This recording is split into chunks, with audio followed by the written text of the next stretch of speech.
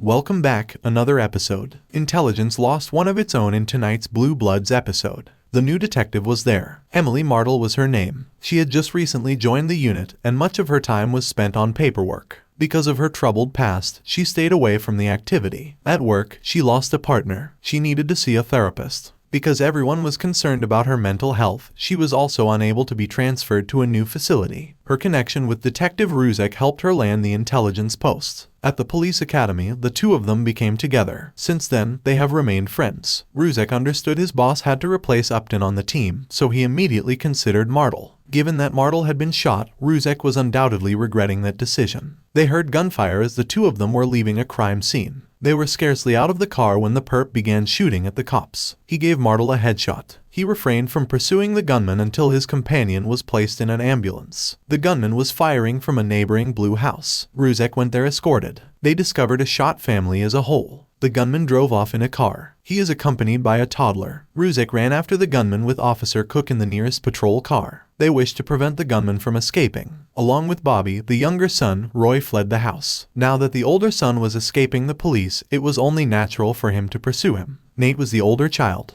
He was at the basketball court. Before Denise passed out from the agony, she pleaded with Detective Atwater to keep her son safe. The police investigated the offender. They learned that Roy was recently released from prison. A restraining order was obtained against him by his ex-wife. The detectives had wandered into a domestic violence call by accident. Roy had no intention of shooting police. Not that it counts when it comes to it. He sought revenge. He was correct when he assumed Martle wouldn't make it through the head wound. Later, Martle passed away in the hospital. It was initially reported to Atwater. He informed Voight over the phone. Voight made the decision to withhold the news from the others. He merely requested that Atwater stay with Denise. Torres was also dispatched by Voight to pick up the elder son after practice. It had only been too late for Torres. Roy had already given Nate a call. He requested to meet with Nate. Nate recently purchased a brand new bicycle with an Elvis license plate. His mom is an enormous admirer. To Torres, Nate's pal gave a description of his bike. Torres reported it. Voight obtained more reinforcement from other departments and he warned everyone. They were unable to just open fire. One of Roy's sons is with him. They were going to be joined by the other son. Priority must be given to their safety. Eventually, Ruzek located the vehicle that Roy was operating. Roy had pulled over so a friend could suture his wounds. In addition, he revealed to his pal his intention to murder his kids. Roy was seeking revenge on the ex-wife with that action. He was indifferent to those boys. All he wanted was for their mother to keep them away. To get his uncle's gun, Nate broke into his home. Nate and his uncle go shooting. He was also aware of his uncle's safe password.